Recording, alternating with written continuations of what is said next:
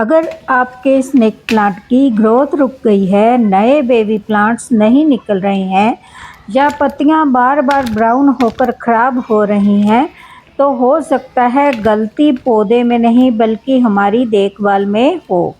मैं आज आपको अपने स्नेक प्लांट के साथ किए हुए एक्सपीरियंस से 3 ऐसी बातें बताने वाली हूँ जिन्हें ठीक करने के बाद आपके पौधे की ग्रोथ काफ़ी अच्छी हो सकती है और बेबी प्लांट्स भी निकलने लग सकते हैं। तो सबसे पहली गलती जो है, बहुत छोटा पॉट होना। अगर आपका स्नेक प्लांट भी काफ़ी समय से एक ही छोटे पॉट में लगा हुआ है और पूरा पॉट पौधों से भर चुका है, तो एक बार उसकी जड़ों को ज़रूर चेक करें।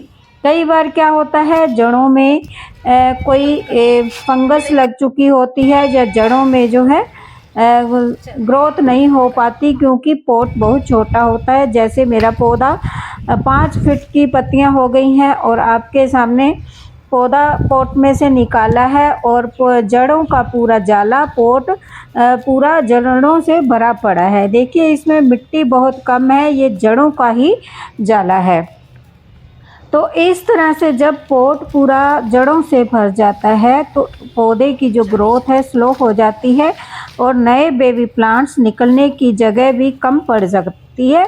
लेकिन ध्यान रखें, हर स्नेक प्लांट को सिर्फ इसलिए बड़ा पॉट नहीं देना क्योंकि वह छोटा दिखाई दे रहा है। जब पौधा सच में पॉट बाउंड हो जाए तभी ज़रूरत के हिसाब से आप पौधे को रिपोर्ट करें।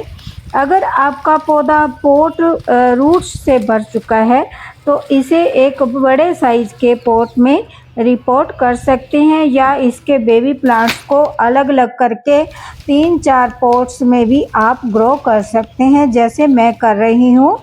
तो देखिए, एक ही पॉट में कोई 20-25 पौधे जो हैं, जो इस पॉट में बाउंड हुई पड़ी थी रूट्स। तो आपके सामने देखिए, जो बीच की जो पत्तियां निकली हैं कितनी सूखी सूखी सी हैं।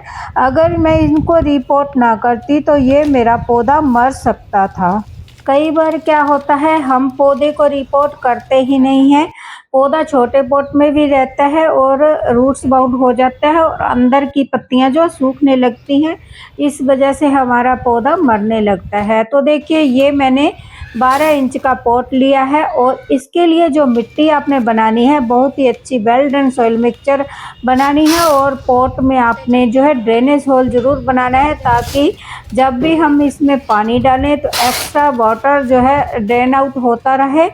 इसकी मिट्टी में जो मैंने मिलाया है 1/3 गार्डन सॉइल, 1/3 रिवर सैंड और 1/3 ही मैंने जो है वर्मी कंपोस्ट मिक्स की है, जिसमें कि पानी बिल्कुल भी रुकेगा नहीं। जैसे ही मैं इसमें पानी डालूँगी तो ये पौधा ड्रेनेज होल से एक्स्ट्रा पानी साथ के साथ निकल जाएगा।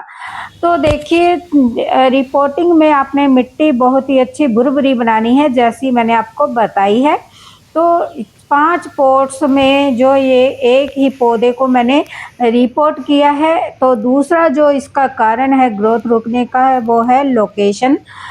तो देखिए, जब हम इसे इंडोर में अंधेरी जगह पर रख देते हैं जहाँ पर इसको धूप नहीं मिलती है, तब ये अपनी ग्रोथ रोक देता है। आपको दिखा रही हूँ बेबी प्लांट्स कैसे मेरे पौधों में निकल रहे हैं।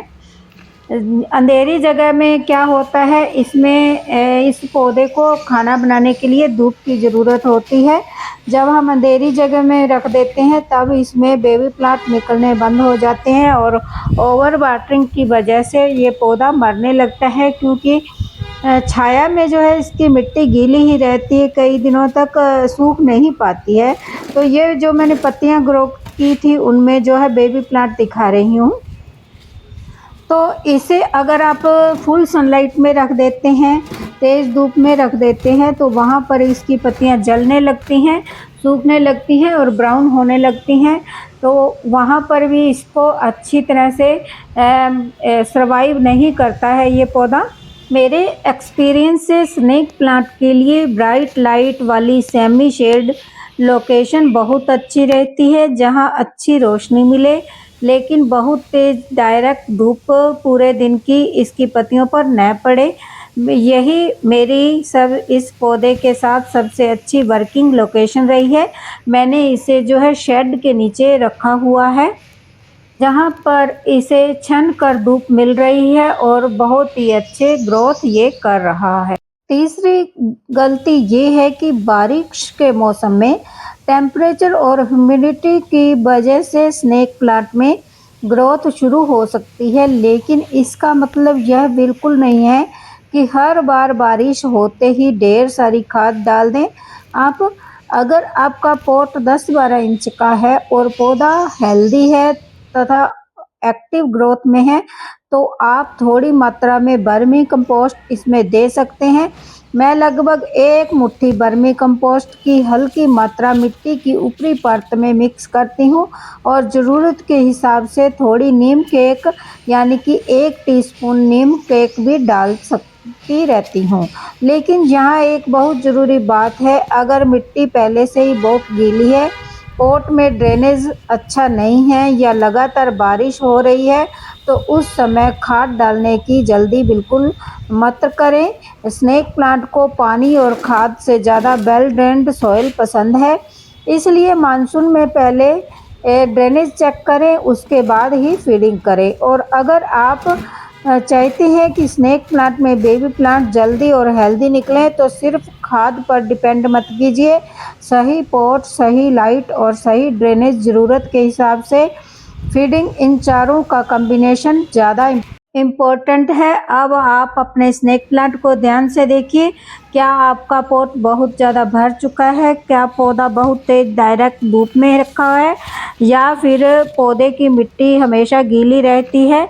इनमें से आपकी स्नेक प्लांट में कौन सी समस्या है, मुझे कमेंट में ज़रूर बताएं।